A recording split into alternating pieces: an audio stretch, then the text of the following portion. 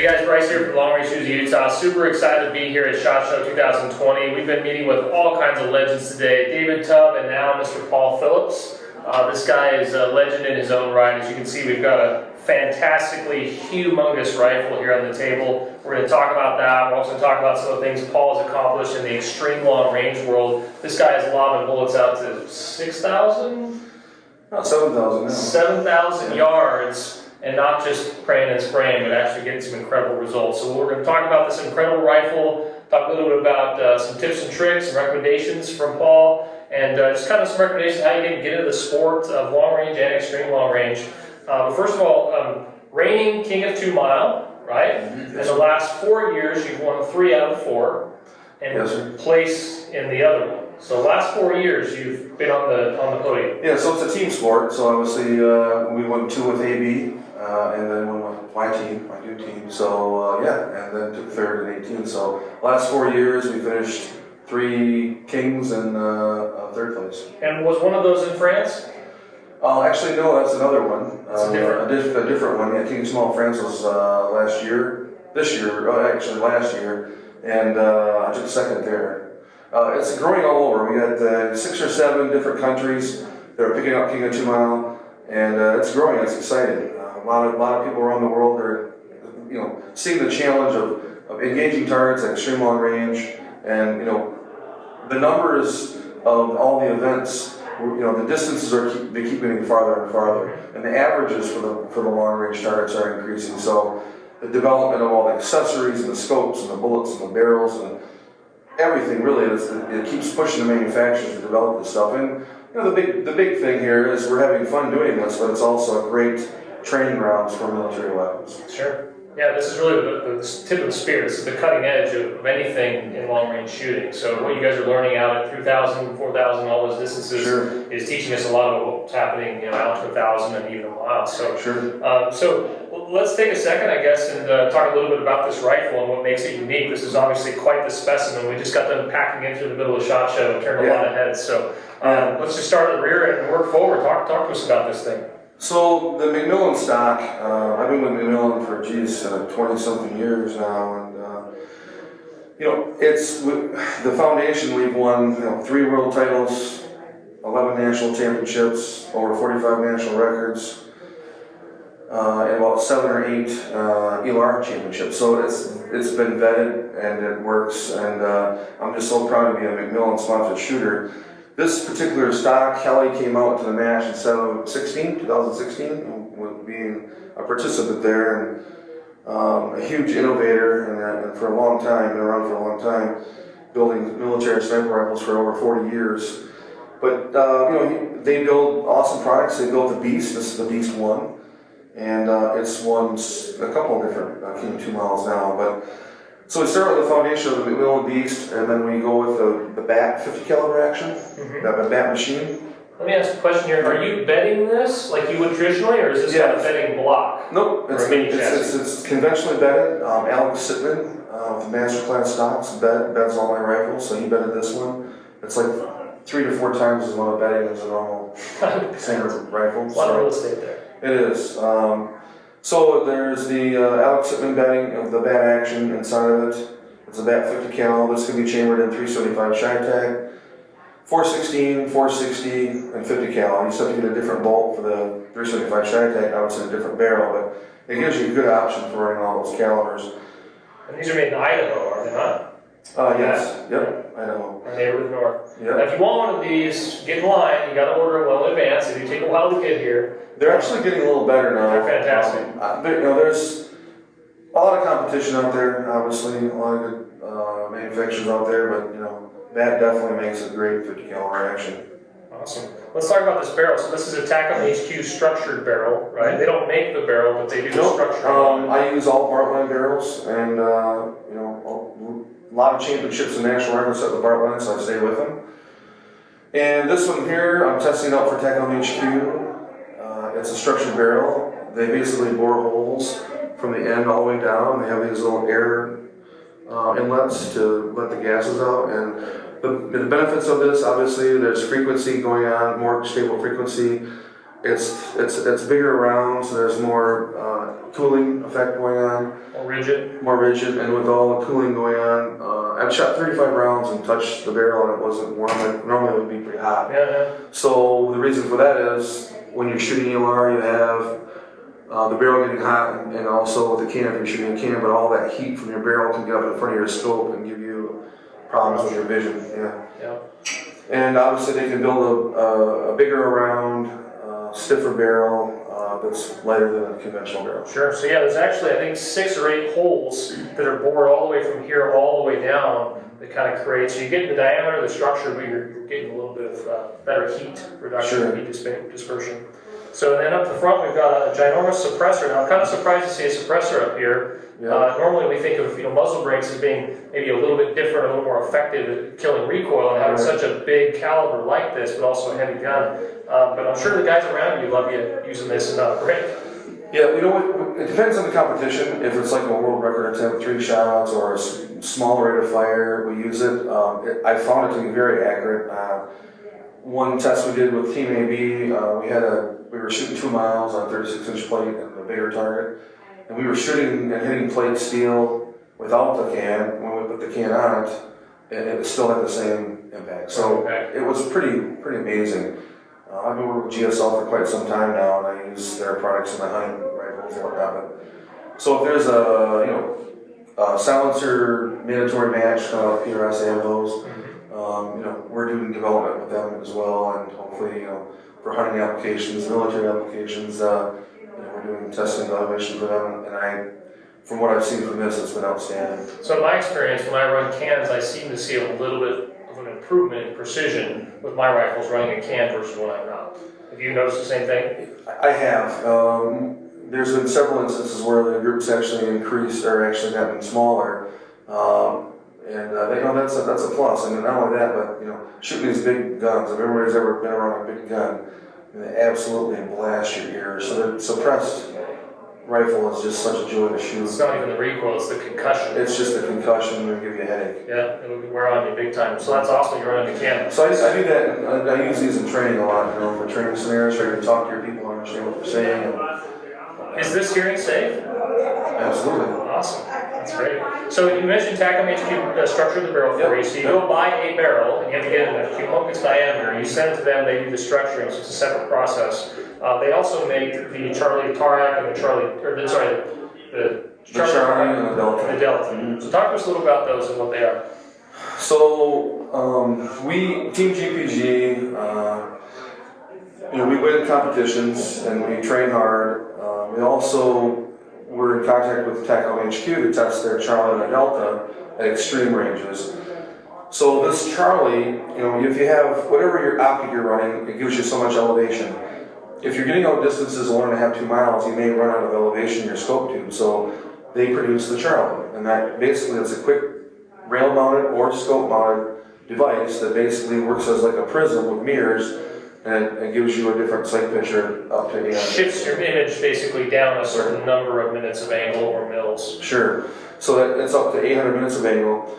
So when we were doing our testing up to 3-4 miles, the barrel angle as you shoot farther gets up higher, and then so this Delta device is made so that it deflects your view around the barrel, along the side of the barrel, so you can actually go infinitely the maximum distance of the rifle.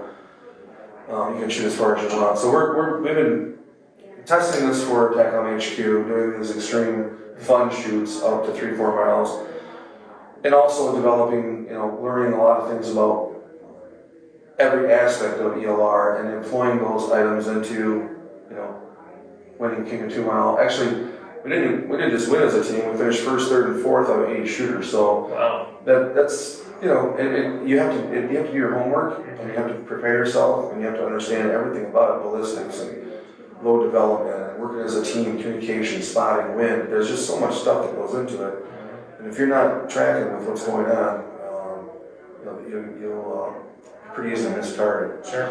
So I was just going to mention one of the cool benefits of this. The alternative to this would be having a mount that's extremely canted. Sure. And those guys are going to be pointing their scope right at their barrel. Right. And then you're going to have a really high cheek rise. You're going to have to be way up above the back of the stock there to achieve any kind of eye relief.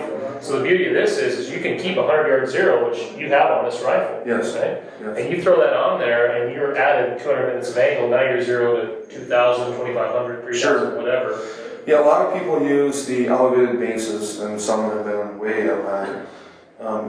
Like you said, the benefits of proper marksmanship in your positioning is that your head and eyes are down where they should be and they're relaxed, and your shoulders where it should be on the rifle, and everything's tracking consistently back and forth. And so it gives you a conventional setup where you're using proper sight alignment, sight picture, and positioning on the rifle for recoil management. And then these devices just make you able to shoot as far as you want. Yeah. So this is going to add a whole bunch of elevation, and then you can use your turret, your scope to fine tune in between. Right. So really cool equipment. Not super cheap. You're looking at about $1,500 or so, $1,200 for this, and then what do these guys run? I'm not sure. I think they're around the same price range. Yeah, they're not cheap. They have a new one I just tested out in the desert. It's a micro, Charlie. It's a little cheaper. They do. I think it's about $600, and it's a skinnier one. And we were hitting with a LRSU 18-inch factory rifle and 260 Remington with 130 burgers. We were digging steel at 2,600 yards with the micro. And I grabbed that, put it on a Barrett MRAD 338, 24-inch barrel, and started digging steel. So that's a good option, the micro. Yeah. Well, that gives me a thought. We just shot a mile with our 223 18-inch Nice. AR-15. I didn't even think about slapping my Charlie on there, but that could get fun. But it's so hard to see the impacts of that little 223. Anyway, I digress. Yeah. So, all right, so the carbon action barrel. This is also made by TACOM HQ, not the scope, but this here. Right. Tell us about this. It's an armor optic. It basically just protects your scope. It's very light, carbon fiber, a lot of the military organizations are using it, falling out of the back of a Hummer, getting kicked over. When you're out in the field, you just can't run back to your house putting a scope on. So I want to ask one thing. Your rail, is it 40 minutes of angle, 60? No. What I do when I set up my rifles is I'll get them, I'll shoot them. I want to be in the bottom of my tube. So I'll send the rail back in to get a custom fit so I'm in the bottom of the tube. So this is actually 75 minutes of angle. Interesting, okay.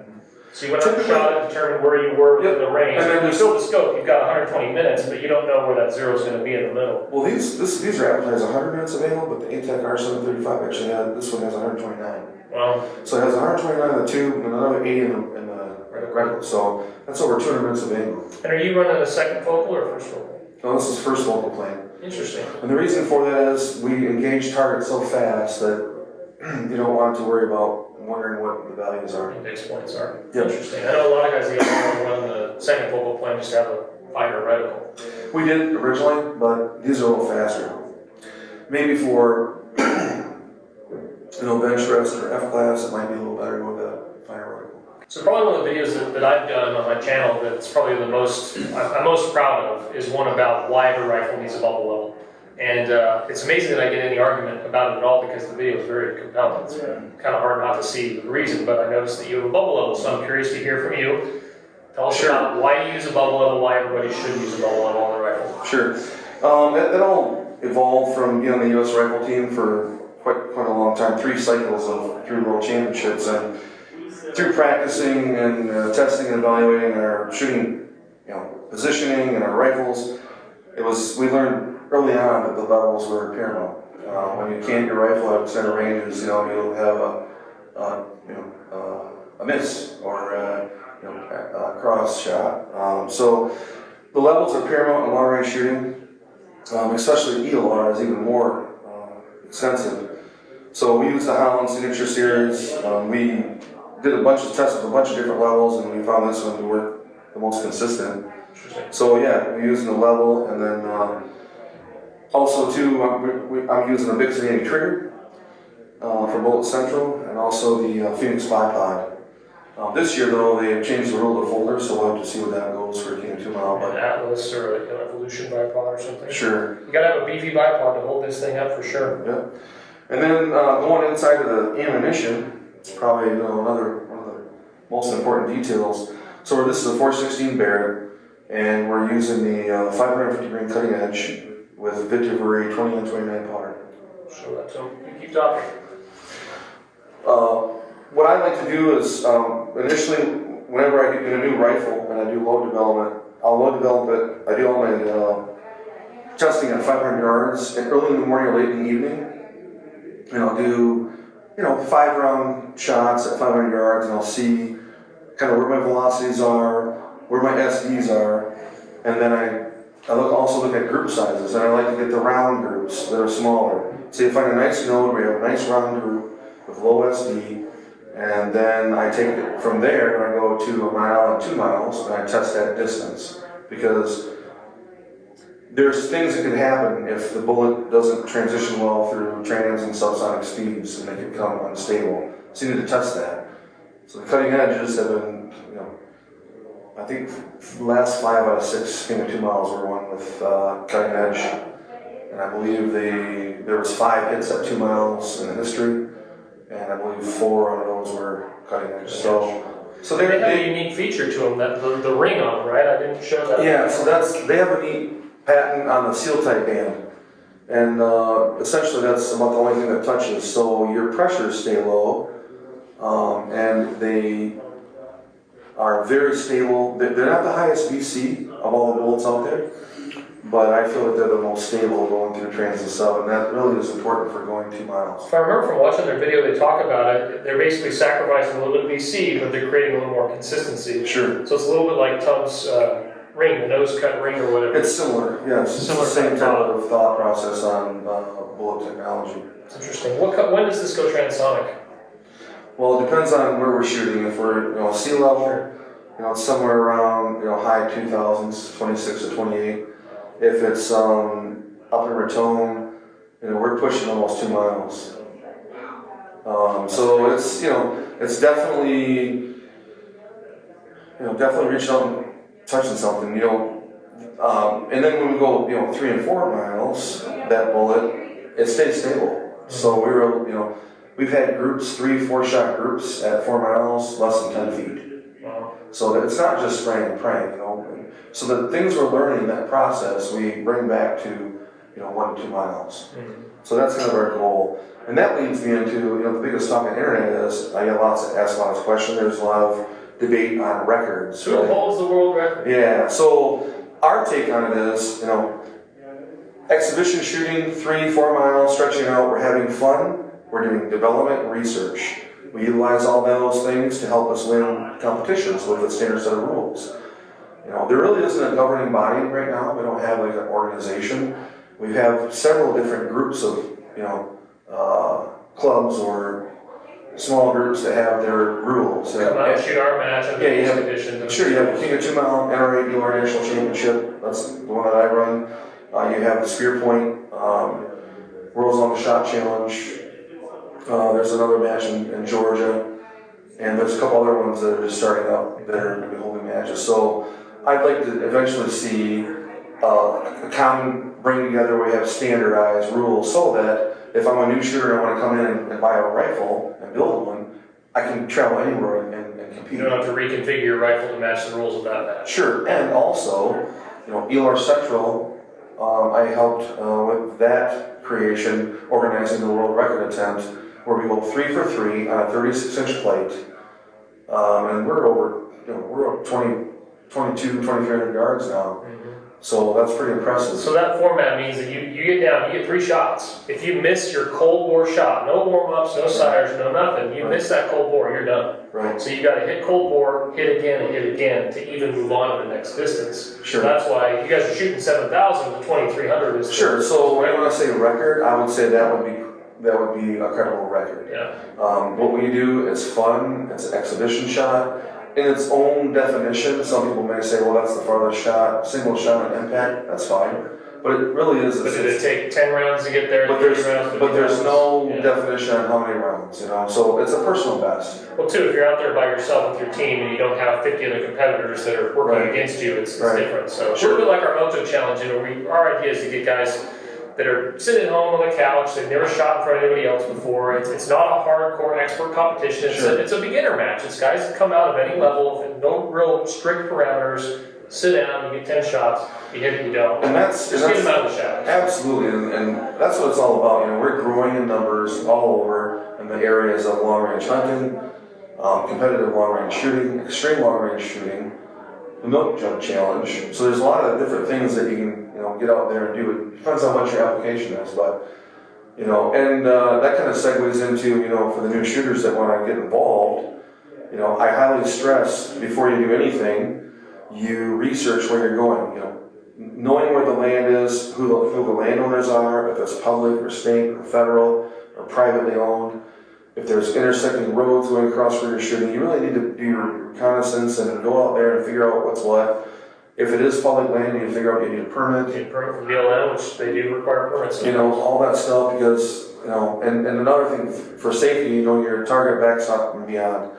These bullets, if you're shooting 2 miles, 3 miles, it'll skip another mile or skip in another direction. So you really need to be careful on what we're doing. The biggest thing is we don't want to have incidents where the common public is, looking down on us saying it's unsafe. Yeah. We want to make sure that we are doing our due diligence to making sure that we're safe. And all the organizers are really held to a higher standard because, we have a whole group of individuals shooting competitions.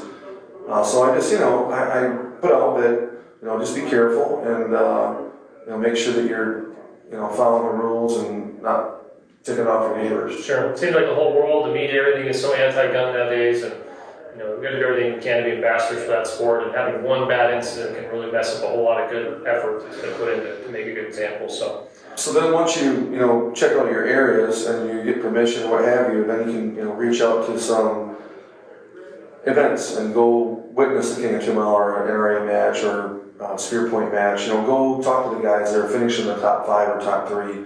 Pick their brains, see what kind of equipment they're using, see what's winning.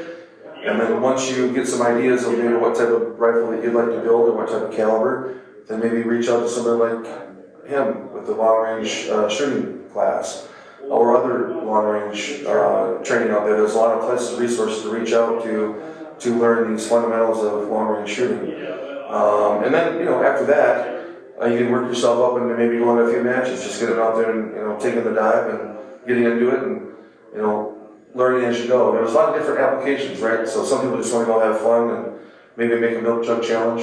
Sure. Or we have a 1 mile club that we do for the NRA. Mm-hmm. And then we also have a 2 mile club at the King of 2 Mile that there's a trophy for. So whatever your goals are, it's a lot of fun.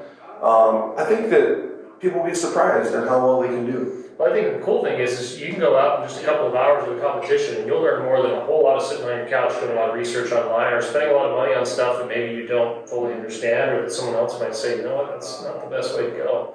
So I highly recommend getting out and getting training, Sure. Getting out to the competition. Make those mistakes and you'll learn a lot. When I first started, I got out of the Marine Corps in '92 and I was wanting to shoot competition, doing something to keep my skill set, what I like to do. So I reached out to Precision Shooting Magazine back in the day, guys like Middleton Tompkins and David Tubb, and Bernowski, all those guys were winning championships back then. And, I started doing some competitions and watching them and talking to them, and, it gave me a fast forward start, and I got into the equipment that was winning already. So I would be careful, and I would caution people that are doing articles and stuff on the internet that never come to the competitions.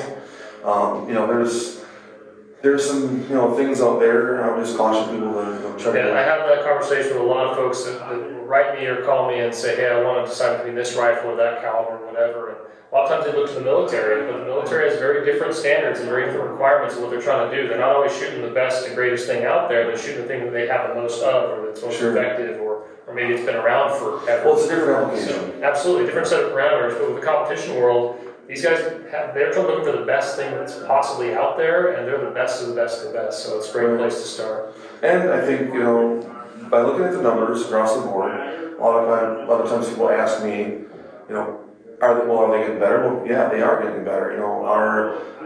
Statistically, people are getting hits at farther and farther and farther ranges and with less shots. Sure. And this guy's only been around for 4 or 5 years, right? Absolutely. So guys have been trying that stuff back then. Yeah, so this has brought a whole new level. And we're making changes. I think they're Gen 3 or Gen 4 now, so it's just improving. This ELR sport is pushing the industry as a whole. Yeah. Optics, accessories, barrels, silencers, everything, triggers, actions. They're all making changes and building stuff to improve the sport. Absolutely. Well, that's awesome, man. Anything else that we want to cover before we wrap up our video here? I mean, this has been incredible. Look at this awesome rifle. Hope you get an opportunity to come shoot with you sometime, one of these matches. I've got a Charlie, I just haven't gone out and put it to good use yet. But I think we've covered most everything. Any last tips and tricks you'd share for the audience at home how to get into this stuff? Just go out to a match and watch it and ask questions. The community is very, very helpful. A lot of knowledge, a lot of trainers like yourself. And maybe you don't want to shoot a competition, maybe I'll shoot a milk jug. Yeah, absolutely. I mean, one thing we could talk about just to wrap up is, a lot of guys want to spend a lot of money on equipment and don't want to spend money on training once going into a competition. Right. And I think it's a lot of times the opposite. We were just talking to Brian Litz earlier, and he was talking about how he'd rather see guys spend less than $1,000 on a rifle and $2,000 on a scope, because in the end it's going to pay him back a lot better. Sure. So it's kind of interesting. There's a few people in the last couple of years that reached out to me, and they actually came out and shot with me before they even purchased a gun, and so that was instrumental. There are some companies that are actually thinking about coming up with that as a business model, where you actually go to them and try out these different rifle systems and get some training even before they even purchase something, so they know what they're getting into. That's kind of what we do. We have rental rifles available. If someone's calling us and saying, hey, I want to get into it, hey, don't buy a rifle yet. Come out, try our 3 or 4 rifles at the range, see what you like them in the class, and then from there decide what you want to do. Right. So get with somebody that knows what they're doing, get with somebody that's a competitor that has seen a lot of different options and can direct you in the right way. So, well, Paul, it's been an absolute pleasure, man. Thanks, it's been fun packing this thing around and making a scene at SHOT Show, packing this massive rifle around, so I really appreciate it. Wish you the best of luck this year. I appreciate what you do. I love the videos, and you do a great job. I appreciate it very much. Thank you. Thanks again. Thanks, man.